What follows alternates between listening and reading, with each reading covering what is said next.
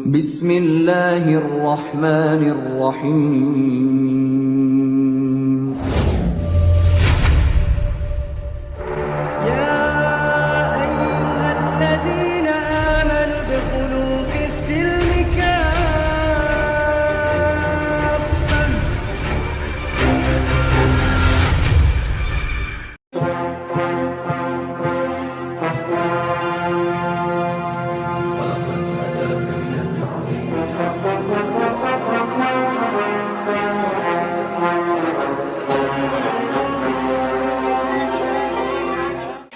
Baginda gitu, Baginda Muhammadnya Uni ini kan junsang junjungan, suri toladan, berbudi pekerti gitu kan. Nah, tolong dong Uni tunjukkan satu ayat yang menunjukkan perbuatan baik dari Baginda Muhammadnya Uni. Oke. Berbuat baik, perbuatan nyata gitu. Oke. Apa berbuat baik menurut perspektif kamu? Apa yang dimaksud dengan perbuatan baik itu apa? Ya lakukan sesuatu hal yang baik langsung gitu. Ya apa? Karena baik itu subjektif. Orang-orang psikopat mengatakan membunuh anak kecil itu adalah baik. Tuhan dalam perjanjian lama membunuh anak kecil itu baik. Jadi baik menurut siapa? Dan baik parameter apa? Silakan. Dan definisikan Ya, baik itu berbuat apa? baik sosial lagi, hal-hal sosial. Iya, makanya saya tanya menurut perspektif siapa? Karena kebaikan itu subjektif. Menurut orang-orang pecinta Ya sesama perspektif jenis, umum lah Uni, umum. ya udah, kalau perspektif umum kamu tunjukkan parameternya mana, harus sesuai dengan itu dong. Enggak, Kalau jawab aja ada ayatnya atau tidak enggak ada. semua pertanyaan itu harus dijawab yes or no, tidak Loh. semua pertanyaan itu harus dijawab sesuai dengan mau si penanya. Pertama, tidak Gini, ada Uni, guru kan- itu mengikuti sudut pandang berpikir para murid, melainkan murid itu harus mengikuti sudut pandang para guru. Saya sebagai guru di sini kepada kamu tidak akan mengikuti sudut pandang kamu di mana kamu sendiri tidak mengerti dengan apa yang kamu ucapkan. Saya tanya sekali lagi, apa definisi baik? Silakan. Lah, di definisi baik itu kebalikannya, itu tidak berbuat jahat. Oke, saya tanya, gitu membunuh kan. anak kecil baik atau tidak? Enggak, ini simpel aja kok Makanya pertanyaan saya saya tanya, ada saya enggak konfirmasi. ayatnya? Banyak ayatnya Ada dan kamu ayatnya. ya. Loh, Gini loh, ini Duo. kayak Kalau ini- seandainya saya tunjukkan ayatnya menyampaikan ajaran Allah itu suatu kebaikan menurut perspektif Islam, kamu tidak akan menerima itu karena kamu memiliki kebaikannya pandangan itu tentang apa, kebaikan. Uni? Makanya saya tanya, kebaikan menurut siapa dan kebaikan parameter apa? Ya. Begitu. Kebaikan menurut kesaksian kitab Uni lah.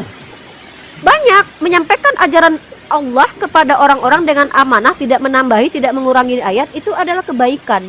Mengajarkan bagaimana cara memperlakukan wanita dan budak itu juga adalah kebaikan. Pertanyaan saya, membunuh bayi itu baik atau tidak? Jangan balik nanya, kan Saya dibilang tanya tadi loh, silakan bertanya. ini ruang diskusi. Kenapa kerja kok cuma bertanya tapi tidak mau dikonfirmasi? Seorang guru itu Tidak, ketika Uni ingin kan tadi tahu bilang bahwa bertanya, kok balik bertanya. saya mengajar. Aduh. Saya bukan orang yang di sini ditanya, tapi tidak mengkonfirmasi pengetahuan dari orang yang bertanya kepada saya. Apa bedanya saya ngomong sama ODGJ?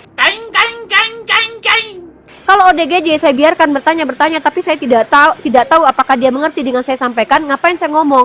Saya ingin mengkonfirmasi bahwa kamu mengerti apa itu arti baik, apa itu arti benar. Maka saya buktikan kepada kamu. Apakah membunuh bayi itu menurut kamu baik atau tidak? Silakan dijawab.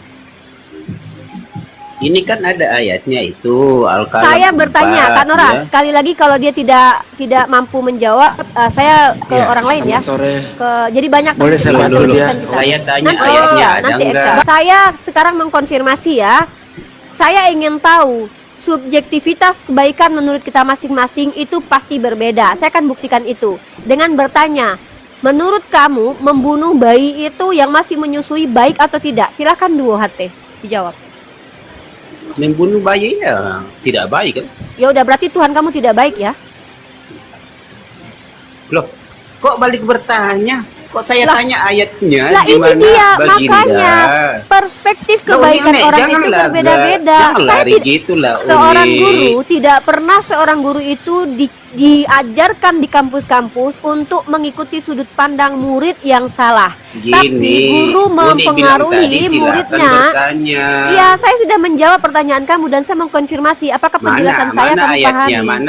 Mana dalilnya? Banyak dalam Al-Qur'an ketika Banyak itu Allah harus iya banyak katanya mengajarkan banyak, satu nggak menikah. dikasih muncul. Oh ini saya kasih contohnya, daripada tidak berlaku adil kepada budak, lebih baik menikahi 2 wanita, 3 wanita. Itu adalah kebaikan dalam Islam. Mengajarkan ajaran Islam kepada iya dong. Nah sekarang saya tanya, mengambil istri orang lalu memberikan ke orang lain itu baik atau buruk? Loh, siapa yo mengambil istri Saya anaknya? tanya. Melawak United ni udah kelihatan goblok ya kan. Saya tanya, mengambil istri orang memberikan kepada orang lain untuk ditiduri itu baik atau buruk? Tidak, Nabi siapa yang mengambil istri anaknya yo? Coba tunjukin dalil bahwa Nabi mengambil istri orang. Mana dalil Nabi mengambil Ya, istri aduh. orang? Tahu tidak arti Itu mengambil istri anak- orang? Nah, makanya kamu tuh banyak nggak ngertinya. Kamu sendiri Enggak, bertanya aja Bu. nggak paham. Mengambil istri orang itu adalah menikahi wanita yang masih bersuami. Itu namanya mengambil istri orang. Kalau menikahi wanita yang telah diceraikan, itu namanya bukan menikahi istri orang, tapi menikahi janda. Tidak ada istilahnya di dalam kamus manapun menikahi janda sama dengan mengambil istri orang. Tapi ada istri orang diambil lalu ditiduri, disuruh tiduri untuk orang lain, itu kurang ajar, baik atau benar? Jawab. Ya silakan Uni lah. Saya tanya aja Dijawab. sederhana Kalau tadi. ada entitas mengambil istri orang diberikan kepada orang lain, itu baik atau buruk? Jawab. Itu buruk lah Uni. Oke, Itu berarti istrinya Tuhanmu orang. mengajarkan keburukan di dalam 1 Samuel pasal 12 nomor 11. Loh, Dia kok mengambil Uni kok istri balik Daud. kayak gitu? Saya 2 bertanya tadi Samuel. kok balik. Loh, Digegen pressing balik KO tuh. saya lagi mengajar. Saya Belum mengajarkan dijawab orang-orang yang tidak ini. paham nih. Mana Loh, ayatnya saya jawab. Uni? Ayatnya Nabimu berbuat banyak. baik. Ayatnya banyak. Karena Banyak baik itu mana? Ayatnya banyak ketika Rasulullah mengajarkan untuk menikahi 2 Nah, atau 3 atau 4 daripada tidak berlaku adil kepada anak yatim. Itu Nah. adalah sebuah kebaikan. Memerintahkan menikahi para budak Masa- itu adalah sebuah kebaikan. Ayatnya ada di dalam Masa Al-Quran. poligami Memerintahkan berkasih. berzina itu Oke. Mengasihi kebaikan orang tua sekali. di dalam Al-Quran itu kebaikan, ya. Apa kata Allah, ya? Allah memerintahkan Nabi Muhammad mengajarkan kasihi orang tuamu. Dalilnya ada nih, saya kasih dalilnya ya. Saya kasih dalilnya tapi saya jawab ya.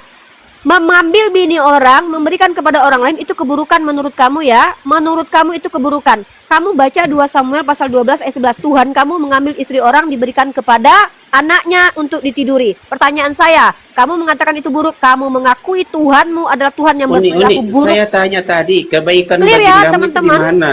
Oke, Ya, saya Uni. saya Ayatnya, ya, ayatnya. saya dengan Excel ya, sekarang Ya dengan udahlah. Excel. Oke. Ya, Duo Oke, kamu baik. sudah ya. Duo, kamu menyembah Tuhan yang mengambil bini orang buruk. Kamu menyembah Tuhan yang membunuh bayi buruk. Ngapain kamu masih menyembah kepada Tuhan yang buruk ya, Duo ya? Oke, Terima kasih, baik, Duo. baik. Ya. Tadi kan Ya. saya sempat dengar ya. Ya, saya sama Excel sekarang. Silakan Excel. Bertanya Excel kalau mau melanjut gini ya. Konsekuensinya kalau kamu menjelaskan, mencoba untuk memaksakan pendapat, mencoba untuk bertele-tele dengan saya, konsekuensinya apa? Kamu akan saya ajak untuk diskusi. Tapi kalau kamu hanya bertanya, saya akan menjawab. Oke, silakan pilih. Kalian Oke, punya pilihan baik. sekarang Ya. di belakang saya. Tadi saya sempat mendengar karena ada pembicaraan tentang kebaikan itu ya, yang punya definisi kebaikan. Namun Anda membawa itu dalam Alkitab kami dan mengambil kesimpulan sendiri ya. Sementara ayat itu Bukan. tidak Maaf, demikian. ini dia nih. Anda menuduh saya mengambil kesimpulan sendiri.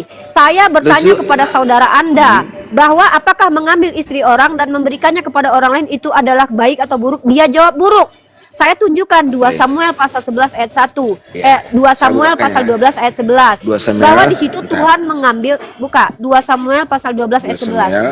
Jadi bukan saya yang menyimpulkan. Jangan dong memframing. Ya. Kalian kalau mau tanya tanya aja. Silakan ya. Anda ngomong dulu, nanti ketika saya ngomong Anda Oke. jangan potong ya. Oke, saya Oke. tidak akan memotong asal Anda jangan framing. Saya akan potong kalau Anda framing. Nah, Ya. kalau Anda framing juga saya juga potong ya. Silakan potong 2 kalau saya Samuel framing. 2 Samuel pasal 12 ayat 11. Silakan dibaca. 12 ayat 11. Aku bersumpah akan menimpakan malapetaka kepadamu yang datang dari keluargamu sendiri. Aku akan mengambil istrimu dan istrimu di depan matamu sendiri dan kuberikan kepada orang lain yang akan menirunya, maka mereka pada siang bolong aku akan mendatangkan ke malapetaka atas namamu melalui keluargamu sendiri. Oke, baik ya. Ingat teman-teman, saya tidak pernah memberikan kesimpulan, saya hanya mengatur jalur diskusi ini supaya sistematis. Tadi duo HT mempertanyakan kebaikan, saya sudah tunjukkan, bahkan bersiliweran ayatnya perintah untuk menghormati orang tua, menikahi para budak, kemudian berlaku santun kepada istri. Dalilnya banyak bertaburan di dalam Al-Quran. Nah, kemudian saya buktikan di sini, kebaikan itu subjektivitas orang-orang ya, berbeda-beda ya. Orang-orang yang maling itu mengatakan itu baik menurut mereka. Maka saya ajak dia untuk berpikir, apakah saya berikan pilihan, mengambil istri orang, membunuh bayi itu baik atau buruk? Dia menjawab buruk. Maka dengan begitu dia mengatakan Tuhan yang membunuh bayi dan mengambil istri orang itu adalah Tuhan yang buruk. Itu bukan kesimpulan saya, tapi itu konsekuensi logik dari penjabaran atau jawaban dia. Silakan Bang Excel dijelaskan 2 Samuel pasal 12 ayat 11. Shalom. Pak Martua Purba, silakan saya kalau tunggu Bang Excel dulu. Kalau Bang Excel tidak menjawab, nanti kita kasih kesempatan Bang Excel. Silakan Pak Martua, apa yang mau ditanggapi? Silakan. Iya, terima kasih atas kesempatan yang diberikan kepada saya. Ini dari suara dari Medan ini. Ini soalnya tentang Daud yang mengambil istri orang itu adalah pembalasan Tuhan kepada dia. Bukan Daud, bukan. Anda baca dulu ayatnya Bang. Bang saya mohon ya, banyak ayat di dalam kitab Anda yang mengambil bini orang itu bukan cuma Daud, tapi juga Tuhan. Tolong. Sebentar Bu. Baca dulu ayatnya ya. Tadi kan Ibu minta saya untuk buka 2 Samuel 2. Bang Excel aja dulu. Anda salah Bang Martua. Anda baca ayatnya yang benar. 2 Samuel pasal 12 ayat 11 itu tentang Daud mengambil bini orang, itu beda konteks. Silakan Bang Excel. Oh, beda konteks ya. Baik. 2 Samuel 12 ayat 11. Nah, sini apa yang dikatakan teman saya itu benar Bu ya. Namun Anda sudah memframing itu ke sana ya. Tapi itu nggak apa-apa Bu, itu hak Anda. Apa framing saya Pak? Saya paling nggak suka dituduh-tuduh gini ya. Framing saya apa? Memang kenyataan Bu, gimana ya sih apa framingnya? Anda udah mengambil kesimpulan Bu. Anda udah mengambil kesimpulan tadi bahwasanya apa yang saya katakan? Tuhan Anda tadi apa yang Anda katakan tadi? Kenapa kalian ini ketika tidak mampu menjawab, kalian melulu menuduh kami memframing? Bukan menuduh Bu. Anda bilang saya memframing, apa framingan saya apa? Memang framing Anda dengan data ini Bu. Oh iya, Ibu ngomong lah. Nanti saya. Apa framingnya? Jangan begitu dong. Diskusi aja Pak. Iya, Ibu tadi yang mengambil kesimpulan bahwasanya Tuhan Anda itu berdosa. Loh, sejak kapan Kak Nora? Saya pernah nggak bilang Tuhan berdosa Kak Nora? Aduh. Kak Nora, Ibu tadi Bang ngomong Raja, tadi Tuhan kalian Anda tidak bawa. benar gitu gimana? Ada tidak saya bilang Tuhan berdosa? Bukan Tuhan berdosa. Tidak benar, tidak mengajarkan yang tidak benar. Nah, sementara konteks ini Bu, seperti yang dikatakan teman saya, ketika Daud itu di dalam pasti kita itu apa? Diancam ya, Tuhan mengancam dia supaya tidak melakukan itu. Nah, ketika dia mengambil istri orang, maka hal itu akan terjadi pada dirinya juga sendiri. Apakah dia akan terima ketika istri itu diambil orang dan tiduri di depan matanya? Namun Anda mengambil kesimpulan ya, bahwasanya Anda mengambil kesimpulan di sini. Tadi Anda sudah katakan ya, saya dengar kok ya. Anda tahu tidak apa yang saya tanyakan kepada saudara Anda duo? Apa pertanyaan saya kepada dia? Saya bertanya kepada dia, kalau ada orang mengambil bini orang lalu diberikan kepada orang lain, baik atau buruk? Dia jawab buruk. Ketika ada Tuhan mengambil istri orang diberikan kepada orang lain, baik atau buruk menurut Anda? Kalau saya katakan ini baik, kenapa? Berarti Tuhan kalau ngambil bini orang diberikan ke orang lain itu baik ya? Dari data 2 Samuel ini ya. Oke. Baik ya. Saya katakan baik. ini baik. Ya baik. Nah, itu dia saya katakan. Di sini saya tunggu dulu, jangan jelaskan. Saya membuktikan bahwa baik itu subjektif ya. Ketika iman kalian memperlihatkan Tuhan kalian menghukum orang berzina dengan mengadakan perzinahan baru, menurut kalian baik. Ketika Tuhan kalian menghukum orang suku Amalek yang salah dengan membunuh anak bayinya yang menyusu, kalian bilang itu baik. Maka kebaikan kita itu berbeda. Lalu si duo bertanya kepada saya, apa kebaikan Nabi Muhammad? Saya jelaskan ada kebaikan-kebaikan. Saya katakan bisa jadi kebaikan ini kita beda. Dalam Islam, ketika Tuhan mengambil istri orang, sengaja Tuhan sendiri yang ambil bini orang diberikan kepada orang lain, menghukum pezina dengan mengadakan zina baru, itu namanya tidak menghukum. Namanya menimbulkan masalah baru itu. Maka itu tidak baik. Makanya tidak ada dalam Islam itu Allah ketika menghukum pezina, pezina itu bininya diambil. Bayangkan ya, Anda bayangkan di ayat ini. Yang mengambil istri orang siapa? Daud. Yang dizinai siapa? Bini Daud yang lain diambil, dizinai sama anaknya Absalom. Baik menurut Anda itu. Jadi menurut Anda, Tuhan yang menghukum pezina dengan mengadakan zina baru, memberikan hukuman kepada orang lain yang tidak melakukan hal itu baik. Dalam Islam ini tidak baik. Itu Udah, Bu. makanya saya bilang kebaikan perspektif kita beda-beda. Gitu loh, saya mau membuktikan itu kepada Oke, kalian baik. yang nonton. Silakan Baik, kalau Anda Bu, bilang ya. itu baik, Oke. membunuh manusia yang Diam, baik Bu, aja di diam, dalam diam. iman Anda Sekarang benar saya, kok Bu, menurut ya. Anda. Sekarang ya. Tadi itu ngomong panjang lebar tadi ya, saya potong ya. Nah, di sini udah kita berbeda, Bu ya. Kenapa saya katakan berbeda? Tuhan kami itu tegas, jelas, tegas ya. Kenapa dikatakan ayat ini demikian? Agar supaya apa? Agar supaya Daud tidak melakukan itu, persinahan itu. Bukan berarti ketika Daud melakukan itu, Tuhan mengambil itu. Tetap kata yang kita baca di sini ada suatu penegasan. Tegas itu Supaya seperti apa, Bang? Bu, Bang, tegas kenapa itu sih seperti Anda, apa? Anda tadi ngomong sadian loh, Bu. Bentar, Kita Bu. jelasin tegas Saya itu masih seperti menjelaskan apa. dulu, Bu. Ya, tegas itu Saya masih apa? menjelaskan dulu. Oke, ya. oke, saya tunggu ya. Makanya jangan diganti, jangan diganggu lah dulu. Aduh. Gitu. Nah, saya katakan tadi tegas benar ayat ini. Ya. Dan juga kami yang mengikuti ini tidak berani melakukan itu. Karena kenapa? Karena firman Tuhan pada kami tegas. Nah, supaya kami jangan mengikuti itu, jangan pernah mengikuti apa yang dilakukan oleh orang-orang pada waktu itu.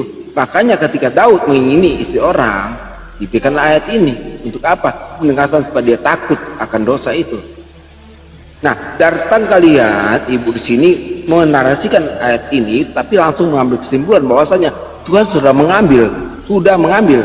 Tetapi ini suatu penegasan, suatu teguran yang tegas yang nyata. Bukan sudah eksis ya, bukan sudah eksis sudah lakukan itu, bukan. Udah belum, Tapi hanya Bang? sebagai ayat. Aduh. Ya, mana sih? Bu? Panjang kali. Saya mau Anda fokus tadi di ayat ini. Bu, iya, saya fokus di ayat ini. Tadi ibu banyak kali gak saya potong. Ayat ini satu menimbulkan menegur kita untuk penegasannya supaya kita jangan melakukan itu. Ya, kenapa ayat ini berbunyi demikian? Kalau kita melakukan itu, ya diperumpamakan kalau misalnya orang atau Tuhan mengambil istri kita dan ditiduri di depan Anda, apakah Anda akan terima? Apakah Anda akan senang? Ya seperti itu, Bu, yang saya tak ketahui ya. Namun Anda mengambil kesimpulan Oke, yang udah jauh belum? berbeda dengan saya. Oke, udah ya. Oke. Nah, sekarang Excel, dengar dulu baik-baik ya. Saya ulangi tadi sekali lagi. bentar lah, Bu. Tadi kan minta Aduh, saya waktu. saya dong gantian ngomong panjang kali lebar. Saya nggak, saya Tadi mau menanggapi banyak ini. Aduh. Oke, Saya mau lanjut. menanggapi. Saya mau Anda bertanya juga bilang ke Anda, saya Bu. menyimpul. Nanti Saya Anda juga mau menyimpul. bertanya, Bu, ke Anda juga. Sebentar. Gini ya. Oh, nggak boleh, Tuhan Bu, ya? yang tegas itu, Tuhan yang tegas itu harusnya siapa yang bersalah dia yang dihukum. Sepakat tidak Anda dengan saya? Ini Daud dalam konteks ini, Bu, Daud tidak dihukum tetapi ditegur dengan ayat ini, Bu. Oh, berarti Agar dia tidak supaya dihukum. Lalu kenapa tidak istrinya dihukum. ditiduri Istrinya orang? tidak diambil. Kenapa Siapa istrinya yang di? ditiduri? Lah, istrinya itu gimana? Istrinya salah nggak? Salah nggak istrinya? Istrinya Daud ada mengambil nggak diri di orang ayat salah lain? nggak? Ada nggak di ayat lain bahwa Saya istri Daud tanya, itu ditiduri orang? saya tanya baik-baik. Anda makanya dengar poin saya. Si Daud ini yang ngambil bini orang siapa? Daud kan? Daud kan? Ada nggak Daud? Gini, bentar, Bu. Ada nggak Daud mengambil istri orang di Saya ayat tanya, sebelumnya? saya tanya, Tidak, yang saya mengambil tanya istri itu orang itu dulu. siapa? Daud mengambil nggak? Batseba. Daud Saya- mengambil Batseba. Anda ini ngerti Daud nggak sih konsep diskusi? menginginkan istri Dia Batseba, Bu. mengambil Batseba, dia meniduri Menginginkan, tidak mengambil. Dia dia aduh. meniduri Batseba. Dia bahkan punya anak loh, anak haram dari Batseba. Dia tidur dengan Batseba. Anda nggak tahu Nah, itu mana data, Bu? gimana sih? Bentar, mana datanya? Oke, saya kasih datanya. Besok Iya, iya. belajar lagi sama saya ya. Ya, Bu, ya. Nanti saya juga nanti bertanya Ibu nanti ya. Ya, saya tunjukkan Ya, ya. kepada Anda bahwa Ya, Bu, Daud ya, ya, selain silakan. dengar. Daud meniduri Batseba, mengirim suami Batseba ke medan perang sampai Uria itu Iya. mati. Di Sampai mana, Bu, Daud. ayatnya?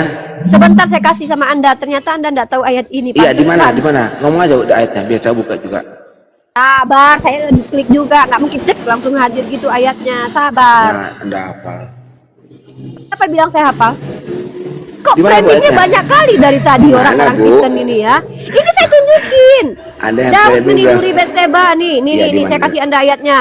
Masa nggak tahu? Anda yang Kristen, saya yang lebih tahu kitab suci Anda. Ya, di mana Bu? Parah. Nggak usah 2 banyak. Samuel pasal 11 ayat 1. Baca 2 itu. Samuel Ini 11. parah ya teman-teman Kristen ya, udah dikasih ayat malah desak-desak lagi. konslet otaknya. Bautnya satu hilang.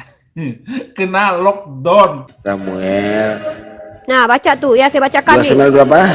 Pada pergantian tahun 2 Samuel berapa, Bu? pasal 11 ayat 1. Ya ampun Pak, pantesan Biasa Anda aja juga Bu, ngerti. nggak usah ngotot-ngotot Enggak Bu. Ini gitu, kita Anda itu orang. kebanyakan framing Kan dari wajar, tadi. saya bertanya, Anda banyak saya nggak- framing. Ini saya Anda lagi yang ngajarin framing Bu, Anda. kita kami Bu. Nanti Apa saya bertanya ke framing Anda saya? Samuel ya. Buktinya betul kok, Tuhan Anda mengambil Ya, bini orang kok. pada pengertian tahun, pada waktu raja-raja bisa maju berperang, maka Daud menyuruh dia maju serta orang-orang yang seluruh. Di mana Bu ayat yang dia meniduri istri? Ayatnya banyak. Giliran saya baca, Anda baca duluan. Giliran saya mau baca, Anda baca juga. Makanya dengerin aja saya baca. Anda baca cuma 1 ayat doang. Ini orang aneh deh. Iya, Saya di tadi mana mau Bu? baca. Tadi Ini kamu kok baca mau baca? 2 Samuel tadi 12 ayat 11, Gue kamu baca baca, satu lu ayat. baca duluan. 1 perikop makanya baca. Ini orang kenapa sih diskusi, bisa nggak sih? Oke, saya Ya ikuti udah diam, Anda. biar gue yang Kita bacain. baca satu perikop ya. Ya. Ini orang kenapa sih, bisa nggak sih diskusi? Loh, kamu yang nggak bisa. Ayo, bacakan. Di kitab suci kamu itu bukan cuma 1 ayat, brother. Nah, Baca itu sekarang 2 Samuel dengar ya, pasal dia 11 tadi itu. bilang tadi jangan cuma baca 1 ayat ya, dengar ya. Sementara tadi dia di 2 Samuel 11 ayat 11 ya, dia baca cuma 1 ayat, tapi dia Ini tidak baca koplaknya orang ini keseluruhannya ya. Kalau Sekarang saya kamu mempertanyakan, ngomong. saya Ya. nggak harus Jangan, baca Bu, 1 silakan, perikop. silakan, Bu, Kalau nggak usah kamu marah, mau Bu. menjelaskan, kau baca Silakan, 1 Bu. perikop boleh. Anda ini Silakan, bisa Bu. nggak diskusi? Dari Ya, Bu, tadi silakan. saya membacakan ayat itu karena saya mempertanyakan fokus di ayat itu. Kalau Anda membaca 1 ayat di atas, lalu Anda bilang saya tidak menemukan ayatnya karena Anda tidak membaca ayat yang saya maksud. Itu dalam ranah dialektika, tolong mengerti apa itu teknis Baca dan aja, Bu. dialektika. Aduh. Ini saya bacakan ini, makanya kau Berani diam dari kali tadi. sama kamu. Diam kau kalau gitu, biar saya bacakan Bang. Kau aku mau baca, kau ikut baca. Giliran kau baca, ternyata kau baca 1 ayat. Lalu kau tanya mana ayatnya. Kan aneh kau. Goblok. Makanya kau diam Bang. Aku juga punya Baca batas aja, Bu. kesabaran. Aduh, Aku apa udah sih? tua Bang, bukan anak kecil lagi. Kayak anak kecil Baca ya. ya, Bu. Dengar, Baca, diam. baca, Diam, baca. diam. Ya, Tutup ya, ya. mic-mu. Iya, Bu. Diam. Iya, iya. Tutup mic-mu. Ya. Pada pergantian tahun, pada waktu raja-raja biasanya maju berperang, maka Daud menyuruh Yoab maju beserta orang-orangnya dan seluruh orang Israel. Mereka memusnahkan Bani Amon dan mengepung kota Raba. Sedang Daud sendiri tinggal di Yerusalem. Nih, sekali peristiwa pada waktu petang, ketika Daud bangun dari tempat pembaringannya, lalu berjalan-jalan di atas sotoh istana, tampak kepadanya dari atas sotoh itu seorang perempuan yang sedang mandi, ya. Nah, kemudian perempuan itu sangat elok rupanya. Lalu Daud menyuruh orang bertanya tentang perempuan itu dan orang berkata, itu adalah Batseba binti Eliam, istri Uria orang Ed itu. Sesudah itu Daud menyuruh orang mengambil dia. Ya. Nah, mengambil dia. Perempuan itu datang kepadanya, lalu Daud tidur dengannya. Ya, lalu Daud tidur dengannya. Ingat itu, saya ulangi lagi. Lalu Daud tidur dengan dia. Perempuan itu baru selesai membersihkan diri dari kenajisannya. Ya, kemudian pulanglah perempuan itu ke rumahnya, lalu mengandunglah perempuan itu. Dan disuruhnya orang memberitahukan kepada Daud demikian, aku mengandung. Lalu Daud menyuruh orang kepada Yoab mengatakan, suruhlah Uria orang Het itu datang padaku. Maka Yoab menyuruh Uria menghadap Daud. Itulah di saat-saat Daud menyuruh Uria untuk maju ke medan perang supaya Uria suami Batseba ini mati. Pertanyaanku, Daud yang menghamili bini orang, kenapa istri Daud yang dihukum, bukan Daud yang dihukum Tuhan? Kau bilang Tuhanmu tegas. Jadi Tuhanmu tegas itu ketika kau yang bersundal, binimu yang dihukum Tuhan. Itu yang kupertanyakan. Jawab. Udah, baik. Nah, di sini di ayat ini Anda baca yang 2 Samuel 11 ayat 1 dan 2 Samuel 11 tadi 12 ayat 11. Nah, jadi ketika Daud melakukan hal ini, maka Daud dihukum oleh Tuhan kita, ya. Makanya Daud menerima hal yang setimpal dari perbuatannya itu. Nah, namun Anda mengatakan itu, oh Tuhan itu nggak mungkin seperti itu. Nah, tidak mungkin membalas apa yang dilakukan oleh manusia dan dibalas sekeji itu, ya. Sementara kalau kita baca juga ayat sebelumnya, ya. Bentar. poin pertanyaan saya itu, Tuhan Anda yang kata Anda tegas itu, kenapa Daud yang berzina yang dihukum bininya? Hukuman Daud apa?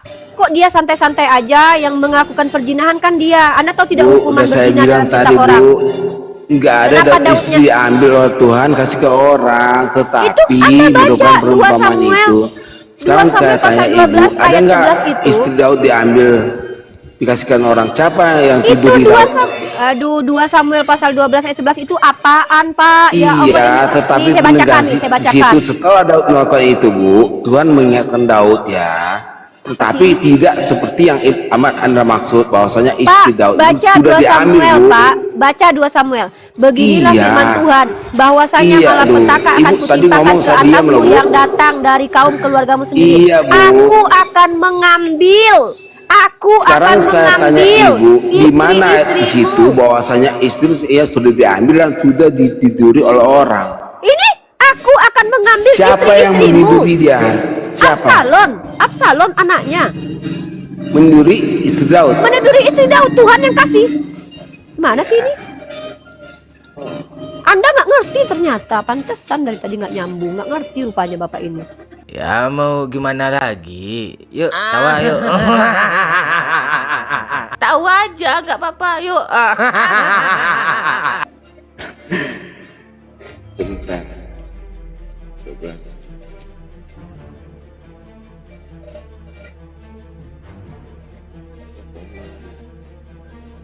Kirain Anda paham, pantesan nggak nyambung dari tadi. Ternyata nggak ngerti Bapak ini. Udahlah Bapak pelajari dulu kitab Bapak, Pak. Baru Bapak nanti ngobrol sama saya lagi Bentar, ya. Bu, bentar. Saya juga nanti akan bertanya ke Ibu juga. Tanya. Hal yang sama, Bu. Sebentar, Bu. Ya, Tanyalah. hal yang sama dilakukan oleh Muhammad, oleh Nabi Apa? Anda. Sebentar, Bu. Sebentar, Apa Bu. ya? Sebentar. Silakan. Bentar, Apa yang dilakukan Bu. Nabi saya? Iya, sebentar. Saya masih mau berusaha menjelaskan ayat ini, Bu ya. Bentar. Jelasin lah.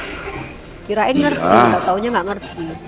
Ya, nanti saya juga bertanya ke Ibu. Saya sudah jawab kok tadi. Harus dibaca rekop. Diam dulu Bapak, saya mau narasi dulu. Kalau diam-diam ini room edukasi. Teman-teman ya, berbeda ya teman-teman. Membalas sesuai dengan perbuatan dengan membalas dengan tidak sesuai perbuatan itu adalah hal yang berbeda. Tuhan ketika menghukum kalian, itu kalian yang berbuat, kalian yang akan dihukum. Dalilnya banyak sekali dalam kitab sucinya teman-teman kita yang Yahudi. Dimana kalian yang berbuat dosa, kalianlah yang harus mati. Itu jelas sekali dalilnya.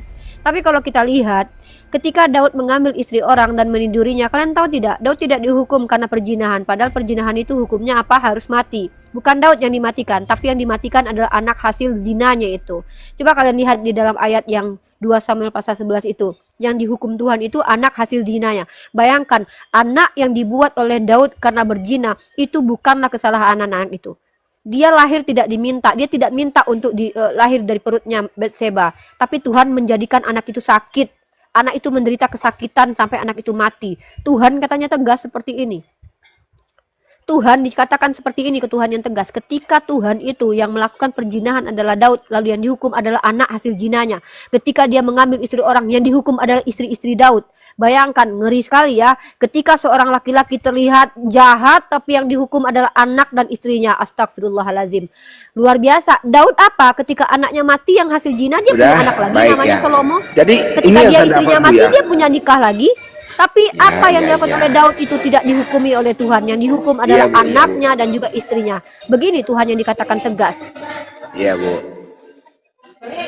Ya, jadi ini merupakan satu malapetaka yang diterima oleh Daud ketika dia pertama kali melakukan hal yang demikian ya. Bahkan dia juga kalau di ayat selanjutnya dia menyesal apa yang sudah dia lakukan ya. Jadi timbal balik dari apa yang dilakukan itu, bahkan istri-istrinya juga diambil, anak-anak juga mati ya. Jadi boleh gitu Tuhan gitu ya. Ketika Daud yang salah, bininya yang dihukum ya. Ya.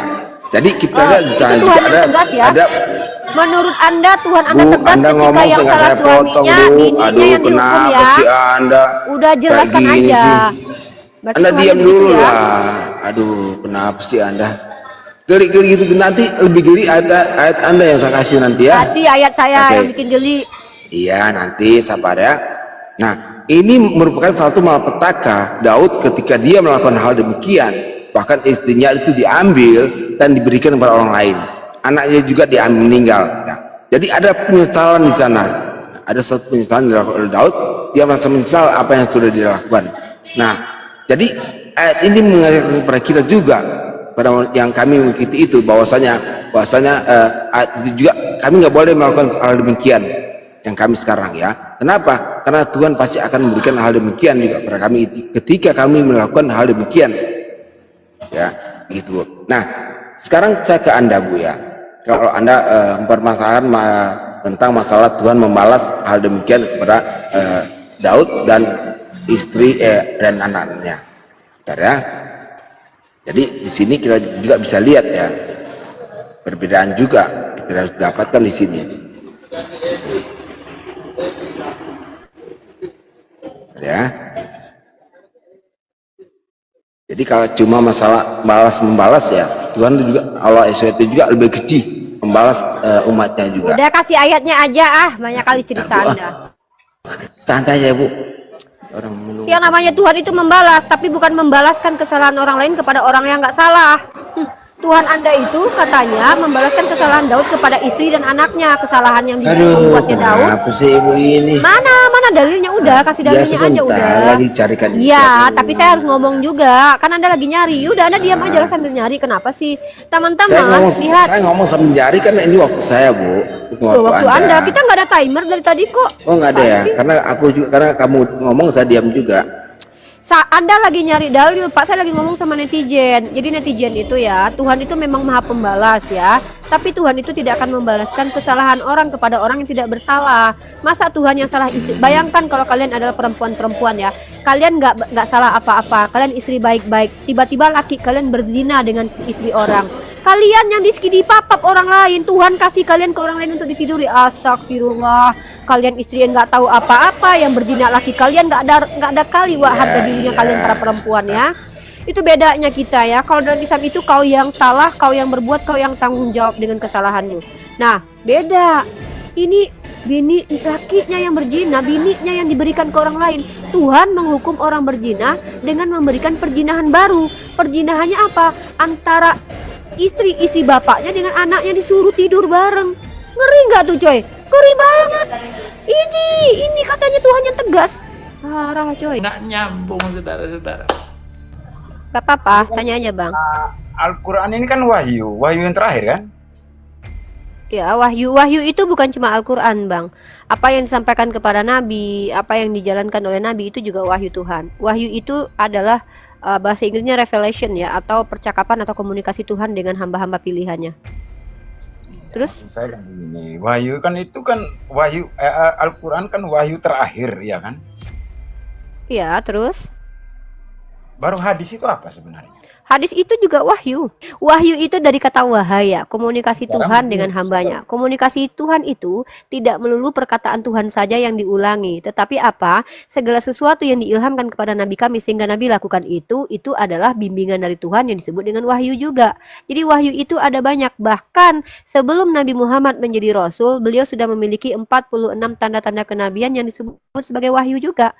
Jadi pahami ya, kata wahyu itu wahaya, dari kata wahaya, komunikasi Tuhan dengan hamba-hambanya. Begitu. Itu hadis juga wahyu. Al-Quran itu wahyu yang berupa kalam Allah. Hadis berupa wahyu yang adalah segala sesuatu yang disandarkan kepada Nabi Muhammad, baik perkataan ataupun tindakan Nabi Muhammad. Itu juga wahyu namanya. Kalian itu kalau diskusi itu ada namanya premis mayor, premis minor. Baru nanti kalian punya konklusi. Silahkan kalian membawa satir, kalian bawa dalil, tapi yang jelas. Boleh kalian membawa premis atau memframing, silahkan kalian framing, tapi framingnya itu ada dasarnya. Ya, silahkan kalau kalian mampu memframing agama kami dengan catatan jelas, dalilnya jelas, tertulisnya di mana.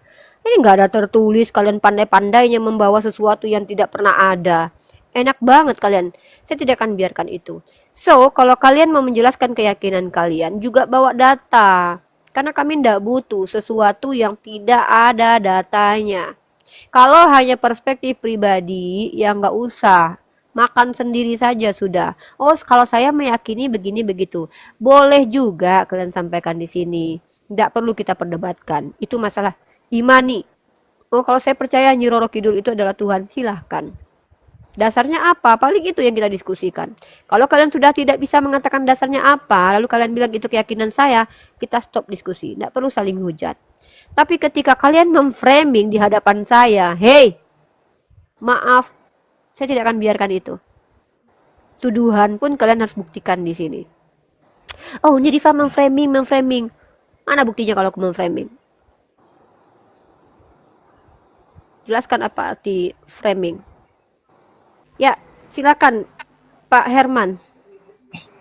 Dan pasar. Iya. Halo Rifa. Ya, coba jelaskan itu.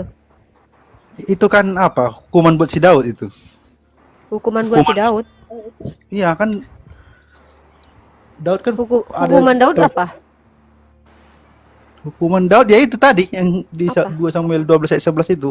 Itu yang dihukum Daud atau istrinya? Daud. Yang ditiduri Itu. siapa di situ? Istrinya, tapi ya kan itu hukuman bagi Daud, kan aib Daud kan? Iya, terus dia dihukum, apa keuntungannya, apa ruginya dia ditiduri istrinya, dia bisa jadi cari bini lagi? Ya Yang kan aku aib dia pertanyakan loh. adalah, loh, emang Aib dia dia, merasa yo. beraib? Merasa beraib dia? Ya beraib lah, kalau istrinya itu nggak kehormatan rupanya. Gini loh, Mana sih? ketika Daud yang berzina meniduri wanita lain yang adalah istri orang, kenapa istrinya yang tidak bersalah yang ditiduri orang? Kenapa seorang suami yang berdosa, lakinya yang harus dipermalukan, ditelanjangi dan ditiduri sama anaknya? Kenapa? Kenapa bukan Daud yang dihukum? Kenapa bukan dia yang ditusbol? Kenapa bininya? Salah apa bininya? Bisa jadi istrinya itu juga nggak beres kan gitu. Oh, itu mah Ya kan? asumsi, itu tuduhanmu. Loh. Jadi apa lagi Bisa mau dibilang? jadi. Tapi yang jelas ini kan Buktinya, tadi Daud berzina, yang dihukum anak hasil zinanya, dibuat sakit anak hasil zinanya. Manalah tahu anaknya. Karena istri Daud itu memang, khususnya orang tuanya Salomo itu, kan dia istri selingkuhannya dari prajuritnya Uria. Yang diberikan Tuhan kepada Absalom itu siapa? Batseba. Iya, Mana dalilnya? lo baca itu di situ, dua Bacalah, raja-raja. istrinya bukan cuma satu. Istri-istrinya. Iya, Ini tapi gimana? kalau istri-istrinya itu kan termasuk Batseba juga Yang sebagai mana di situ termasuk Batseba? istri yang memang Saya berselingkuh tidak dengan terima, Raja Daud. saya tidak terima jawaban yang hanya asumsi tidak bawa data. Istri-istrinya belum tentu termasuk Batseba. Tunjukin Gini. kalau Batseba termasuk di situ. Istri-istri berarti banyak istrinya kan? Ya, Nah, sekarang pertanyaannya, jika Anda banyak menyebutkan istrinya, nama. Sama ya, saja taruh. begini, saya katakan Iya. banyak orang melihat Taruh saya dulu. lagi jalan kaki Ya, itu saya satu-satu sebutkan dong, namanya. satu-satu. Ada Haji Mas Satu-satu Said. dulu dong. Itu sudah Ya, tuduhan. jadi gini, istri-istrinya itu banyak. Salah satu dari istri-istrinya itu kan tentu Batseba. Nah, kan Anda pertanyaanmu sudah pakai tadi nama, itu- bawa data. Iya, pertanyaanmu tadi itu kan karena kamu bilang, loh, kenapa istrinya yang dihukum? Oh, kenapa bukan suaminya atau Raja Daudnya? Nah, teman saya tadi, kawan tadi yang bilang mungkin saja juga istrinya brengsek kan kata Itu dia. asumsi ya, mungkin Dengar di sini dulu, pakai mungkin itu kata kalian. mungkin kata dia. Tapi kata Itu saya memang- itu asumsi. Udah saya nggak mau saya itu kalau itu Dengar silakan dulu. kalian aja yang yakini sendiri. Karena kamu tidak Saya tahu. bertanya, Kamu tidak tahu. Tuhan bahwa di istri sini. Uria itu sama Kalian Daud menerima itu tidak? Udah sama-sama framing, berselingkuh mereka. Nggak ada apa Oke, ini, oke. ya. Oke. Saya mau menjawab itu pakai data. Nah, Oke. gini ya. Apakah kalian menerima Tuhan itu kalian yang salah, bini kalian yang dihukum? Memang seperti itu Tuhan kalian. Itu aja, selesai. Kalau kita siap berbeda ya udah kita berbeda. Berarti Ya, kalian sebagai ya enggak laki-laki yang selingkuh, bini kalian yang ditiduri gitu. Ya enggak Begitu? dong. Ya enggak dong. Ya kalau enggak gitu buktinya 2 Samuel pasal 12 ayat 11. Kan sudah saya bilang. Kemungkinan istrinya itu yang juga bermasalah. Mana datanya bahwa istrinya yang bermasalah? Di situ Tuhan menghukum karena Daud mengambil istri orang. Ini gimana sih konteks ayatnya Oke. aja nggak paham. Satu lagi, istri pertama si Daud adalah siapa? Tahu Istri aku. pertama Daud. Markona Nah, kayak biar- Marseba kayak Marsodok, nggak tahu aku. Yang jelas bukan Nggak ada bukan urusannya dengan Rifa. itu. Nggak ada Yang kaitannya pertama jawaban sekali. pertanyaanmu dengan mempertanyakan siapa istri pertama Daud. Tidak Nah. menjawab terkait tentang keadilan Tuhan. Yang mana ketika Tuhan yang salah adalah suaminya, maka yang dihukum adalah istrinya. Saya bertanya, prinsip seperti ini kamu imani tidak sebagai prinsip Tuhan. Kau yang berzina, bini kau yang ditiduri orang lain. Adil Tuhanmu kayak gitu. Nah sekarang Saya tanya aja, kenapa- udah kok kenapa? pakai sekarang. Kau berzina ya kan? Kau berzina sama istri tetanggamu. Tuhan marah sama kau. Tapi bini kau yang ditiduri Enggak, tetanggamu, sekarang Tuhan bisa- yang kasih. bisa Anda buktikan istrinya itu juga lurus-lurus saja. Kan tadi itu kan narasimu kan. Istrinya Sekarang baik-baik aja konteks kok ayat itu hukuman buat apa? buat Daud. Ya udah, nggak usah kau banyak cerita. Konteksnya ayat itu hukuman untuk Daud yang mengambil istri orang. Ketika Iya, Daud sesuai dia dengan- mengambil bini orang, Sesuai oke dengan kalau logika begitu, logika oke kalau tadi kita begitu, sepakat. Sepakat kalau logika begitu kita. pertanyaanku, kenapa bininya yang diberikan ke Absalom? Ya kan aku bilang kemungkinan istrinya. Kalau pakai kemungkinan nggak usah kau omongkan di sini. Tolonglah ya, diam aja sudah. Nah kalau Jadi- anaknya jadi Daud, sekarang oke. bisa kau buktikan kalau Oke. istrinya lurus-lurus saja. Bisa kau buktikan Kalau nggak juga kan? oke, berarti Nggak juga Tuhan, kan? berarti Tuhanmu itu ketika menghukum Daud tidak perlu menjelaskan kenapa orang menghukum bininya, langsung bininya dikasih aja, nggak perlu dijelaskan dalam kitabmu berarti. Ya. Ya tahu lah kita Sama- intuisi sama dari seperti ini. intuisi di situ. Oke, kalau Oke. begitu gini. Oke, kalau begitu aku ikuti logikamu ya. Ah, siap-siap kau blunder ini. Ketika Daud punya anak hasil zina dengan Batseba, yang dihukum anaknya merasakan sakit. Tunjukkan kesalahan anaknya. Dor. Ya kan ya, Kan ya apa? sekarang Anaknya beginilah. salah, bayinya salah.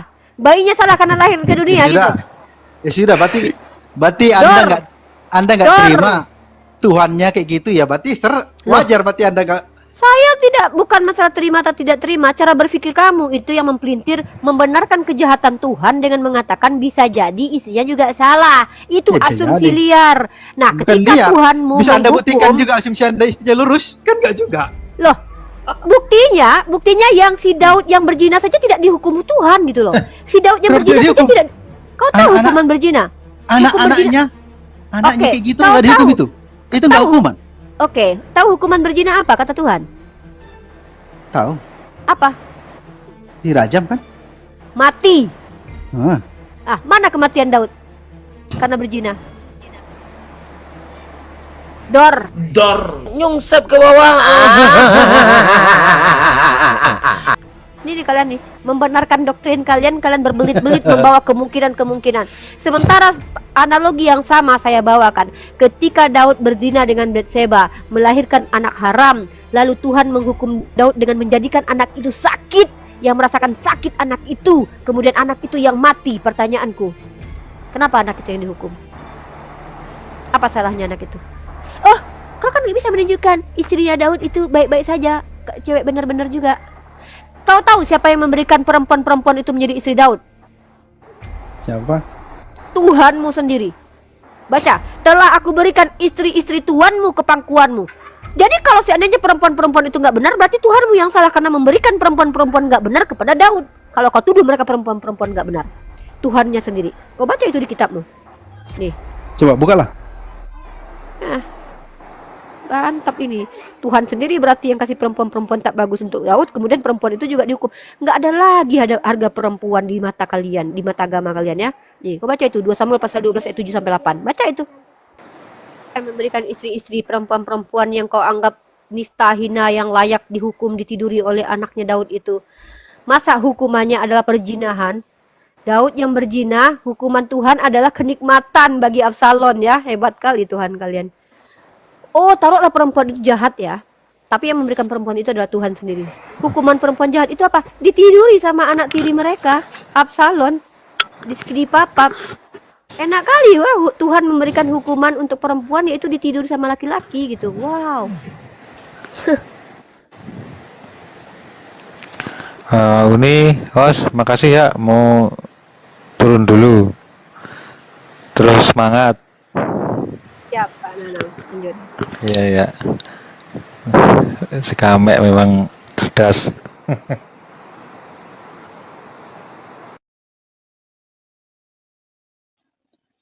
Halo. Coba jawab itu. 2 Samuel pasal 12 ayat 7 sampai 8. Ternyata memang Telah Bentar, kuberikan ternyata memang- isi rumahmu Tuanmu kepadamu, memberikan kepadamu kaum Israel dan Yehuda, istri-istri Tuanmu ke dalam pangkuanmu. Berarti Tuhan sendiri yang memberikan istri-istri bajingan ini kepada Daud gitu. Mungkin Wow. juga lah. Mungkin juga karena si Mungkin Daud juga. bajingan kan. Dan itu menurutmu berarti Tuhanmu itu dia berikan perempuan-perempuan tak baik untuk Daud menjadi istri Daud. Ya, karena si Diambilnya Daud bini bajingan orang juga mungkin ya. kan. Oh, berarti Tuhan seperti itu. Karena Daud ternyata Mungkin, iya, bajingan. karena ada diberikan bajingannya juga. bajingan. Ya. Biar dia Tapi rasa, ketika biar Daud yang terasa berzina, ya ketika Daud yang berzina, yang dihukum si istri-istrinya bukan Daudnya gitu ya. Oh, hukuman buat istrinya itu ditiduri, dipapap sama laki-laki lain di hadapan orang Israel. Dan itu yang melakukan adalah anak Daud sendiri. Dan itu semua pekerjaan Tuhan ya. Kok pekerjaan Tuhan yang Tuhannya? melakukan itu semua ya. Itulah huru-hara yang terjadi di rumah tangga Daud karena Daud tidak Dan mengikuti ikut campur firman Tuhan dalam secara- rumah tangga Daud ya. Tuhan ikut campur dalam rumah tangga Daud ya huru-haranya ya. Sebenarnya bukan Tuhan turut campur, tapi ya karena Daud udah Loh, berdosa Kok ya, Tuhan bukan ikut campur? Ini loh, telah ku berikan isi rumah Tuhanmu kepadamu. iya Dan diberikan. istri-istri Tuhanmu ke dalam pangkuanmu. Tuhan ngambil. Jadi 2 kali Tuhan ngambil bini orang. Pertama diambil bini Siapa orang bilang dulu. bini orang? Diberikan. Mana ada kayak gitu? Istri-istri Tuhanmu. Loh baca dong ayatnya. Gimana sih? Ya kok 2 bini Samuel orang diambil? 12:7-8. Loh, pikir itu namanya kok istri Loh, orang diambil. saya bacakan ya. Saya bacakan 2 Samuel pasal 12:7-8. Ini kok memfitnah kitab sucinya sendiri nih. 2 Samuel itu bacaannya begini, Bang. Baca yang baik ya. 2 Samuel pasal 12 ya. Bentar. Kok sesat pikir? Ini orang-orang kenapa sih bahasa Indonesia aja nggak ngerti ya? Nih saya bacakan ya. Coba kamu jelaskan ini. Kemudian berkatalah Nathan pada Daud, engkaulah orang itu, beginilah firman Tuhan, Allah Israel, akulah yang mengurapi engkau menjadi raja atas Israel, dan akulah yang melepaskan engkau dari tangan Saul. Telah ku berikan isi rumah Tuhanmu, isi rumah Tuhanmu, isi rumah orang lain diberikan kepada Daud. Dan istri-istri Tuhanmu ke dalam pangkuanmu. Ini masih jadi istri orang loh, diambil Tuhan loh. Ya, Perempuan-perempuan ini masih jadi istri orang karena di sini istri-istri tuanmu, bukan janda-janda tuanmu, bukan janda, tapi yang masih menikah. Istri-istri tuanmu diberikan ke pangkuan kau Daud. Lalu kemudian karena Daud masih mengambil Batseba, wanita-wanita ini diambil lagi, digeser lagi, diberikan ke anaknya Daud. Malang banget nasib cewek-cewek ini ya. Tuhan yang ngambil seenaknya aja, dikasih-kasih ke orang, terus tiba-tiba yang salah lakinya yang dipakai lagi dia. Aduh, di perempuan-perempuan kok nasibmu kalian malang banget. Kalian seolah jadi piala bergilir gitu. Tuhan pula yang ngasih. Digilir kalian sama manusia gara-gara Tuhan ini. Aduh, ya Allah. itu hukuman buat si Saul kan. Iya, tapi yang menikmati hukuman itu justru Daud sendiri karena Daud tidak. Menikmati atau menjadi tanggung jawab moralnya. Karena itu Apa kan moralnya? karena itu kan Buktinya wanita-wanita dia yang- hidup. Buktinya maksudnya, dia masih dia punya jadi anak mengurus, dan anaknya masih mengurus jadi istri orang. Mengurus istri orang kan jadinya. Karena Saul ini jadi sudah didiskualifikasi begitu. jadi raja si Saulnya. Ya, jadi menurut kamu itu ketika Tuhan memberikan istri-istri orang ke tangan Daud itu hukuman bagi Daud gitu. Hukuman bagi Saul. Bagi Istri Saul dia dan Daud hukuman nggak? Saya tanya bagi Daud. Bagi Daud Oh. hukuman itu. Ada kan Batseba itu? Ada hukumannya. Itu kan Apa hukuman Batseba? anaknya. Batseba Anak itu pertamanya. diambil Daud sendiri. Maksud Woi, itu, tolong mengambil baca Batseba. kitabmu. Dia mengambil Batseba kan dihukum dia. Anak pertamanya. Apa hukumannya? Ya anak pertamanya itu. Anak pertamanya dijadikan sakit. Kenapa anak pertamanya yang harus sakit? Menanggung penderitaan Nah karena kalau itu perbuatan Rifa, bapaknya. udah kayak gitu tertulis di situ. Kau tanya lah Tuhan itu. Kau bilang Ya, lah kejam aku- kali ke Tuhan, terserah. Loh, bukan masalah kejam. Aku tanya, kau percaya tidak Tuhan seperti ini yang disebut dengan Tuhan? Yang nggak ketika masalah. yang salah ada lakinya, dan nggak masalah masalah. bagimu ya? Yang Ya masalah. sudah. Harusnya kan yang mati si Daud. Harusnya yang Rifa, mati harusnya Daud. yang mati si tapi- Daud. Baca di ayat iya. 13-nya. Harusnya yang mati Iya. si Daud. Tadi Iya, dia bilang, tapi yang dibunuh. kau tidak akan mati, kata si Nathan. Tapi kau tidak Maka akan mati. Tuhanmu berarti Tumbalnya pelin-pelan jadi karena anaknya. Tuhan mengatakan hukuman Anaknya. pezinahan itu adalah mati. Maka yang dibunuh Iya. adalah anaknya. Iya, Harusnya berarti harusnya Tuhanmu mati gitu sudah. ya. Jadi Tuhanmu Iya. itu Tuhan Ya, yang begitulah. menghukum gini, Tuhanmu itu yang salah bapaknya yang dimatikan anaknya gitu ya.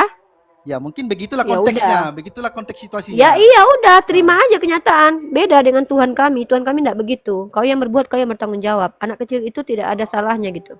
Ya, tetap aja itu kan membuat si Daud merana kan? Kan merana juga dia. Itu kan Oke, gara-gara berapa lama dia Akhirnya merana? kan dia bertobat kan? Ya, Akhirnya dia enggak, bertobat. saya tanya, berapa lama si Daud merana? sampai seminggu Pokoknya kawan, dia nggak sampai berkabung seminggu. sampai satu Kau kerajaan baca, dia pusing di tidak dia. sampai seminggu dia merana. Sepadan tidak hukumannya, anaknya dimatikan, merananya cuma sebentar gitu. Itu hukuman buat dia gitu. Dia buat anak lagi dan kemudian punya anak lagi. Kok dia dengan Betseba? Kau tahu kemudian anaknya jadi siapa? dia terus merenung, terus kan udah dibilang Ya Tuhan, kau tidak makanya akan mati Daud. hukuman Tuhanmu aneh. Hukuman Tuhanmu itu adalah Daud yang mengambil bini orang. Tapi istri-istri itu ditiduri. Kau bayangkan bagaimana psikis dan moralnya perempuan yang diambil oleh Tuhan diberikan kepada laki-laki lain, ditiduri di hadapan seluruh Bani Israel. Kau bayangkan itu. Tapi Daud anaknya dimatikan. Seminggu dia udah aman. Bikinlah anak lagi dia sama Betseba itu. Sampailah keluar anaknya Salomo. Tuhan suka sama Salomo. Ini Tuhanmu ini adil Tuhan seperti itu. Nah kan dokumen tadi kemungkinan istrinya itu juga nggak beres atau setelah sama si Ya Daud berarti jadi kau nggak beres. menuduh, berarti kau telah menuduh Ya. istri-istrinya Daud nggak beres dan kau telah menuduh Tuhan memberikan perempuan-perempuan nggak beres kepada Daud. Itu aja sudah clear. Istri pertamanya Daud itu kan anaknya si Saul kan. Nah itu istrinya itu memang nggak beres. Si Daud selalu dihina-hinanya. Akhirnya dia kena kutuk. Nah makanya saya bilang tadi kemungkinan istri-istrinya Ya juga nggak udah beres. berarti Tuhanmu yang memberikan Ya. istri-istri kepada Daud itu memberikan perempuan-perempuan nggak beres. Udahlah kita udah sepakati. Apalagi yang mau Kemungkinan seperti menjelaskan? itu. Kemungkinan tidak beresnya setelah sama Ya si Daud. Jadi ya tidak udah. beres. Ya udah berarti istri-istri Daud semua nggak ada yang beres. Ya mungkin. Menurutmu? Mungkin juga, Udah kau nggak tahu. fitnah-fitnah ya semua orang itu walaupun nggak ada dalilnya tertulis. Hebat kalian. Ya kan nggak Membenarkan ada- kejahatan nggak Tuhan. ada Dengar ya, informasi dengar yang ya. mendetail, Cara kan? si Herman begini ya. Demi membenarkan kejahatan Tuhan dengan menghukum perempuan karena kesalahan. Dengar ya. Perempuan dihukum karena kesalahan lakinya, lalu dibenarkan kemudian dengan cara apa? Ya bisa jadi perempuannya juga nggak beres, padahal konteksnya adalah hukuman untuk kejahatan lakinya terhadap bininya. Bayangkan ya, itulah saya bilang doktrin itu mengalahkan akal sehat teman-teman. Doktrin itu akan dibenarkan walaupun sudah tidak make sense, padahal konteksnya adalah hukuman bagi kejahatan Daud. Si Daudnya cuma bentar aja sakit hati. Kenapa? Setelah anaknya mati, nggak lama kemudian dia bikin anak lagi dengan Betseba. Setelah anak itu lahir yang bernama Salomo, Tuhan malah suka kepada anak ini. Jadi apa hukuman buat Daud? Sebenarnya tidak sesuai dengan perintah Tuhan. Orang berzina itu dia yang harus mati. Tapi karena ini doktrin dan harus diimani, teman kita itu harus Bukan membenarkan. doktrin, Rifa, jangan salah. Itu tertulis di situ. Kan Tuhan yang Iya, itu doktrin kalian. Itu Kan itu tertulis. Itu keputusan- doktrin, pengajaran yang bukan dianggap doktrin, benar. itu Menurut ada di kalian, situ. pengajaran ini benar. Makanya kami tidak mempercayai kitab Doktrin- ini sebagai kitab memang- suci. memang itu faktanya. Doktrin itu adalah apapun tertulis Doktrin kita itu hasil percayai. kesimpulan orang. Loh, Kesimpulan orang. ini manusia yang tulis ceritanya. Gimana sih? Tulis seperti itu. Lah memang tertulis ini terjemahan yang Memang- diterjemahkan memang oleh orang betul, lain. Ini harusnya kan Daud. doktrin. Harusnya Daud yang mati, itu bukan doktrin, itu tertulis seperti itu. Alkitab itu bukan Dalilnya doktrin namanya. tertulis Ya adalah udah, itu- yang berzina itu yang harus itu mati. Itu faktanya. pengajaran. Betul. Tiba-tiba harus. kalian disuguhkan sebuah data di mana ternyata Daud tidak dimatikan karena perzinahannya. Doktrinnya apa? Bisa jadi istrinya itu yang salah. Supaya pendapat doktrin pribadi. agamamu benar menunjukkan Itu Tuhan pendapat yang kau pribadi. sembah adalah Tuhan yang seolah-olah benar mengatakannya. Itu bukan Kau doktrin. benarkan dengan membawa asumsi pribadi yang tidak berdasar, Iya. yaitu apa? Bisa Kemungkinan. jadi bininya yang salah. Inilah Iya. kenapa aku bilang doktrin itu mengalahkan akal sehat. Tidak lagi Bukan berakal, tidak doktrin. lagi berlogika. Ketika Bukan doktrin. menjelaskan agama yang harus diterima, ini benar kok Tuhan kita nggak salah walaupun dia membunuh bayi yang menyusui di badan seorang wanita, tetap benar dia. Yang penting ditebus. Itulah yang disebut dengan pembenaran, bukan kebenaran. Itu namanya bukan doktrin. Kalau doktrin itu kayak Tritunggal, Wanes, itu doktrin. Apa arti doktrin? Yang kita Apa baca arti itu doktrin? Apa arti doktrin? hasil kesimpulan orang dari membaca ayat itu. Tunjukkan di mana kau Termasuk temukan definisi seperti itu. Kalau gitu tunjukkanlah yang mana definisi yang benar tentang doktrin. KBBI lah, buka KBBI saja sudah. Kalian buka. Doktrin itu adalah pengajaran yang dianggap benar tanpa perlu diuji dulu dan kau anggap itu benar. Kemudian setelah kau membenarkan ajaran itu, bagaimanapun caranya supaya ajaran itu benar, kau lakukan pembenaran tanpa kau selidiki. Benar nggak ya Tuhan gini ya? Benar nggak ya ini kitab suci ini dari orang ya? Benar nggak ya ini data dari orang ya? Benar nggak ini begini dari orang? Nggak ada kau selidiki lagi, tapi kau anggap benar dan kau telah terdoktrin. Artinya kau tidak peduli lagi dengan kebenaran benar yang telah tersingkap dengan logical fallacy yang ada di situ, dengan sesuatu yang bertentangan dengan hati nurani dan tertolak dengan akal sehat, kau tidak terima, tapi kau benarkan, kau melakukan pembenaran-pembenaran karena kau telah menganggap bahwa itu Tuhan yang benar. Pokoknya apapun yang Tuhan kau lakukan, even dia memotong kecil anak bayi sekalipun, tetap itu adalah Tuhan yang benar. Kau terdoktrin bahwa itu adalah Tuhan. Sementara ini adalah pengajaran orang lain yang mengatakan Tuhan seperti ini. Orang-orang ini yang dilaknat oleh Al-Quran. Fawailul lilladzina yaktubuna al-kitaba biaidihim summa yaquluna hadza min indillah. Allah melaknat orang-orang yang mencatat dengan tangannya lalu berkata ini dari Tuhan, atau ayat ini dipercaya dari Tuhan. Ketika sudah bertentangan dengan hati nurani dan akal pikiran, Jadi kami umat Islam tidak akan percaya bahwa ini adalah firman Tuhan, bahwa ini adalah Tuhan yang sedang diceritakan. Terserah lah. Gitu. Mau kau enggak bukan Tuhan, itu urusanmu. Sekarang ku tanya lah kau Rifa, ketika terjadi air bah, itu ada anak bayi, itu enggak berdosa. Mana? Terjadi air bah, Mana dalilnya? Mana dalilnya? Terjadi air bah zaman Mana dulu. dalilnya? Aku minta dalil. Jadi nggak tahu kau kasih situ Alkitab. Saya minta dalilnya. Dalilnya mana? Jujur kau diskusinya. Loh, di Alkitabmu jangankan air bah. Di kitabmu jangankan air bah. Anak suku Amalek saja yang menyusui dibunuh. Iya betul. Nah, Sodom dan Gomora, apa kata Abraham? Abraham saja menasihati Tuhanmu loh. Apakah benar kau akan membunuh 5 orang yang benar di antara orang yang salah? Sedangkan Sodom Gomora saja, Tuhanmu saja dinasihati sama Ibrahim loh. Abraham loh menasihati. Apakah Tuhan akan melenyapkan orang yang baik dengan orang yang salah? Maka apa kata Tuhanmu? Kalau Tuhanmu lihat ada sekian orang yang baik di kota itu, tidak akan dihancurkan. Dihitung mana yang baik dulu. Bahkan sekelas Abraham saja sangat bijaksana loh mengajarkan Tuhanmu, menasihati Tuhanmu supaya tidak membunuh orang yang fasik dengan orang yang salah. Maka di situ tertulis kalau ada sekian orang yang baik maka tidak akan dihancurkan. Tapi ternyata dihitung ternyata banyak yang fasik semua. Nah, itu yang terjadi ketika Tuhan mau menghukum. Semua manusia di situ sudah berbuat maksiat.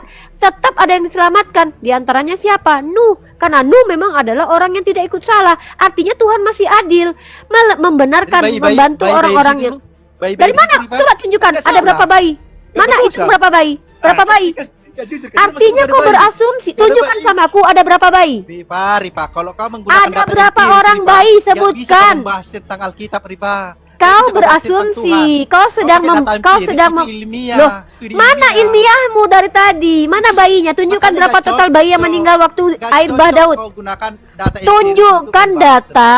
Ini orang nggak berdata. Tunjukkan data sama aku. Berapa orang bayi yang dibunuh? Nggak ada bayi di situ. Loh, kalau seandainya tidak tertulis, jangan kau tambah-tambahi. Kalau kau menggunakan logika, apakah masuk akal Elia naik kereta kencana ke atas langit? Kalau kau bawa logika di sini? Apakah Tuhan? Lah, katanya kau pakai logika. Ini pakai logika atau pakai mujizat? Bedakan, Rifa. Loh, kalau kau mau membawa ilmiah, segala sesuatu yang terjadi zaman dahulu tidak bisa kau ilmiahkan kalau tidak ada bukti empiris, tidak bisa dirasionalkan. Jangan kau bawa ilmiah. Ilmiah tidak lengkap, tidak bisa dibawa dalam ranah tanpa adanya keilmuan. Ilmu itu di situ bisa pakai sejarah, arkeologi, menggunakan data empiris, nggak bisa. Loh, yang mengajak aku membawa data empiris kan kau tadi. Gimana sih ini? Loh, yang mengajak aku membahas ilmiah tadi kau pula yang mundur. Gimana kau ini, Herman? Nggak jelas. Satu-satu lah yang mau. Jadi maksudmu di zaman dulu nggak ada bayi waktu peristiwa Ya mana buktinya? Mana buktinya kalau ada bayi? Logika lah dulu nggak ada bayi zaman itu. Iya, kalau di kitabmu tertulis, jangankan di zaman Nuh, suku Amalek saja bayi dibunuh semuanya, yang menyusui dibunuh semuanya. Itu ada di kitabmu. Loh, ini kenapa? Kenapa teman-teman kita Kristen ini tuh nggak ngerti preposisi ya? Preposisi adalah argumentasi yang menjadi dasar untuk argumen selanjutnya. Tadi kau bilang bahwa bagaimana dengan Tuhan yang membunuh di zaman Nuh? Aku udah bilang, jangankan di zaman Nuh, di kitabmu saja bayi-bayi dibunuh itu adalah hal yang biasa. Di kitabmu tertulis begitu, bre. Dan saya tidak membantahi itu, betul. Tuhanmu banyak membunuh anak kecil, banyak. Bahkan dipecahkan kepala-kepala anak kecil, itu ada dalilnya. Lah, siapa yang sedang menentang itu? Kan itu kitabmu. Tertulis begitu di kitabmu. Ya, Tuhanmu banyak membunuh. Kau bilang kalau anak si Daud itu kenapa bisa mati, pada bapak yang salah. Harusnya si Daud yang mati. Tapi kenapa jadi anaknya? Konteksnya di situ adalah kenapa Tuhanmu katanya menghukum Daud, tapi bukan Daud yang dihukum, melainkan anaknya yang dihukum. Daud sedihnya cuman nggak nyampe sebulan. Setelah itu dia bikin anak lagi sama Batseba. Lahirlah anak dia bernama Salomo, lalu Tuhan berkenan padanya. Katanya Tuhan mau menghukum Daud dengan mematikan anaknya. Sedihnya cuman nggak sampai seminggu kalau nggak salah. Sementara anaknya dibiarkan sakit oleh Tuhan dengan waktu yang cukup lama, entah seminggu juga, entah berapa hari anaknya sakit itu. Padahal anak ini nggak tahu apa-apa, nggak salah apa-apa. Tapi hukumannya dituai oleh anaknya sendiri, anak hasil zina itu yang menjadi pertanyaan. Kalau kau tanya ke itu loh, dan kau nggak ngerti di situ. Kalau aku gini mikirnya, Rifa, kenapa Tuhan nggak menghabisi si Daud sekalian ya? Kalau aku mikirnya gini, oh berarti si Daud ini masih diperlukan, masih bisa bertobat. Nah, gitu, Rifa. tunjukkan kepadaku kalau tunjukkan sama aku Daud pernah bertobat. Gitu, ha? Bukan, ini kita sedang tidak menyimpulkan. Tunjukkan sama aku kalau Daud pernah bertobat. Dia bertobat kan setelah ya tunjukkan. Setelah Nathan tunjukkan datang. aja. Iya, bertobat. Bacalah di situ di Samuel itu udah jelas di situ dia bertobat kan, bergabung satu bangsa. Ayo tunjukkan saja. Aku nih sukanya pakai dalil loh kalau bicara lo. Itu kan udah data-data cerita yang udah umum. Aduh, kau tahu tidak? Setelah dia punya anak dengan Batseba itu, dia punya anak bernama Salomo. Kau tahu tidak? Salomo melakukan hal yang lebih keji lagi. Iya. Ya, apa hal lebih kejinya? Dia menikah dengan perempuan-perempuan Kan'an yang menjadi asbab dia menyembah kepada Tuhan yang lain. Nah, jadi kalau kau bicara tentang Tuhan yang bertobat atau Tuhan yang tidak bertobat, bukankah dalam iman kau Tuhanmu bisa menjadi orang bertobat? Kenapa Tuhanmu tidak menjadikan Tuhanmu itu, saya bicara tentang Tuhanmu. Tuhanmu juga bertobat, ada dalilnya. Kan Tuhanmu dibaptis di Sungai Yordan. Di mana itu? Lah itu Tuhanmu dibaptis di Sungai Yordan. Itu bukan bertobat, itu cuma proklamasi, Rifa. Jadi enggak sih, itu cuma ece-ece. Oh, itu cuma ece-ece. Baptis ece-ece berarti. Proklamasi. Berarti itu baptis ece-ece ya. Bahwa Mesias sudah datang. Itu. Oh, berarti baptis ece-ece enggak ada maknanya berarti. Baptis itu. Ece-ece aku enggak ya. Ya udah, baptis Yohanes artinya apa? Baptis Yohanes ya pertobatan untuk orang umum. Nah, ya udah. Kalau Yesus enggak mungkin pertobatan, apa dosanya? Itu deklarasi. Mau aku tunjukkan dosanya? Makanya mau aku tunjukkan dosanya? Oke. Kau baca dalam kitabmu bahwa dia telah dijadikan berdosa. Nih aku tunjukkan. Yesus telah dijadikan berdosa. Ya. Dia yang tidak mengenal dosa telah dibuatnya menjadi dosa karena kita, supaya dalam dia kita dibenarkan. Nah, 2 Korintus pasal 5:21. Kau bilang dia tidak berdosa. Tuhanmu sendiri yang menjadikan dia berdosa. Mana ada di sana berdosa, Rifa? Dibuat seperti telah berdosa. Seperti, kata seperti ada di situ. Melawak United nih udah kelihatan goblok ya kan. Jangan menambahi firman Tuhanmu lah. Aduh, kok banyak kali teman kita ini nambah-nambahi kitab sucinya. Dijadikan berdosa dengan dijadikan seperti berdosa itu beda loh. 2 Korintus pasal 5:21. 2 Korintus. Nih. Mana kau orang Indonesia pakai KJV? No. Jadi kalau sekarang pakai KJV yang benar. Kita sama tahu, LA itu terjemahannya kadang-kadang kurang ajar. 5:21. Nih. Bukan KJV, nah, teman-teman ya. LA itu. Dia yang tidak mengenal dosa telah dibuatnya menjadi dosa. Ya, aku tahu ya. Sekarang salah itu. Sekarang kabur ke King James Version ya. Tuh. KJV yang baru For he has made him to be sin for us. To be sin for us. Ya. Apa iya? Apa bedanya dengan TB? Ya iyalah, kan istilahnya. Aduh, nggak capek kalian lari-lari terus seperti ini menjelaskan? Nggak capek, nggak lelah kalian? Maksudnya nggak lelah kalian ya membenarkan sesuatu yang sudah bertentangan dengan akal. Makanya dia jadi cari versi yang menguntungkan gitu. Sebab dialah yang menjadikan dia yang tidak mengenal dosa menjadi dosa. To be sin, tidak menjadi seperti berdosa. Aduh, nambahin firman Tuhan berarti ini. Terjemahan lainnya udah pas di situ ya. Iya, memang artinya kan semua dosa kita itu udah pas lagi. Tadi nggak pas, sekarang udah pas lagi. Ya dah lah. Ya, makanya kita mengklarifikasi terjemahan Ella itu loh. Ya tapi terserah Rifa lah, kalau memutuskan Yesus berdosa ya silahkan. Loh, tapi kok aku pula yang memutuskan Yesus berdosa, yang menjadikan Yesus berdosa kan Tuhanmu. Anda mudah menyimpulkan Yesus berdosa. Kok menyimpulkan? Tertulisnya begitu kok. Sebab dialah yang menjadikan dia yang tidak mengenal dosa menjadi dosa karena kita. Apa itu? Simpulkan sendirilah. Kok aku pula harus menyimpulkan? Aku nggak perlu menyimpulkan. Aku cuma baca aja. Menjadi berdosa karena kita kan katanya. Karena kita, bukan karena dia sendiri yang berulah. Lebih keji mana coba? menuduh orang yang berdosa itu berdosa daripada menuduh orang yang tidak berdosa menjadi berdosa? Mana yang lebih keji? Memangnya itu takdirnya Mesias, Rifa. Nah, itu dia. Iya, takdir Mesias. Aku tanya, mana yang lebih jahat? Mengatakan orang berdosa itu berdosa daripada mengatakan orang yang tidak pernah berdosa itu berdosa. Mana yang lebih kurang ajar? Ya, memang kurang ajarnya orang Yahudi itu, makanya tersalib Yesus. Kalau nggak kurang ajar kan? Loh, kok ini orang Yahudi? Ini orang Yahudi ini yang menentukan kan bahwa dia. inisiatifnya Romawi itu juga. Oh, jadi yang jadi 2 Korintus ini tuh pengajaran Yahudi ini. Oh, ya udahlah kalau gitu. Yahudi dalangnya itu semua. Romawi itu diperalat. Berarti ini bukan firman Tuhan 2 Korintus ini, sebab dialah yang menjadikan dia yang tidak mengenal dosa menjadi dosa. Itu dia ini orang Yahudi, dia huruf besarnya orang Yahudi.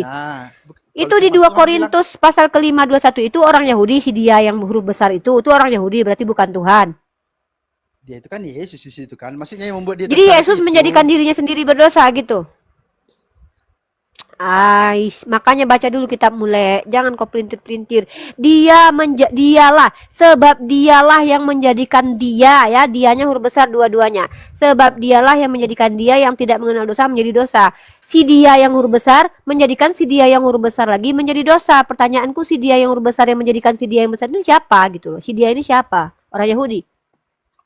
Ya Tuhan lah, tapi kan maksudnya.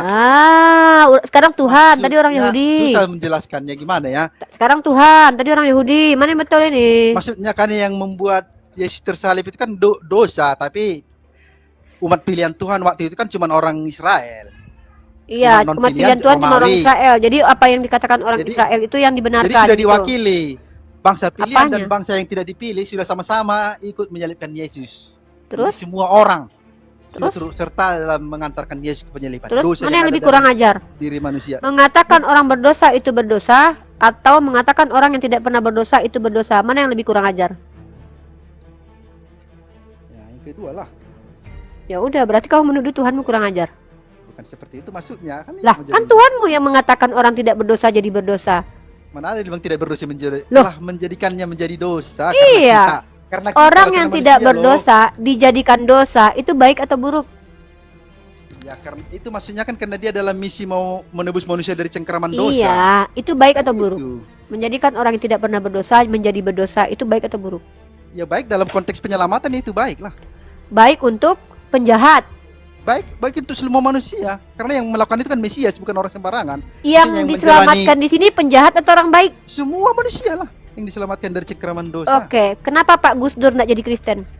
Pak Gus Dur, ya terserah dia lah, mana bisa dipaksa. Loh, katanya mau menyelamatkan semua orang, gimana ini? Ya kan nggak bisa. Berarti juga gagal dipaksa. penyelamatannya. Kalau Anda percaya, Anda termasuk yang diselamatkan. Di mana di situ dikatakan percaya itu lalu langsung selamat? Ya percaya dan mengimani lah. Iman Ini tanpa apa perbuatan yang kosong, dibawa maksudnya. ini? Ini baca dulu lah kitab suci kalian itu baru Kalau kalian percaya jelaskan hanya percaya kami. gitu aja si iblis pun percaya, bukan percaya gitu maksudnya. Ya iman. Apa ini percaya iblis? Sejak kapan iblis percaya? Apa yang dipercaya? Sejak kapan iblis percaya Yesus itu adalah Allah itu sendiri? Yesus percaya Yesus itu anak. Nggak tahu lagi lah. Udahlah kalau nggak pakai data, mending nggak usah jelasin lah, Herman. Tahap apa aja katamu tadi, bolak-bolak balik lari sana lari sini. Tapi yang jelas itu ada. Oh, kalau gitu maaf, aku nggak mau diskusi dengan orang yang tidak mau bawa data ya. Aku nggak mau cuma congotologi.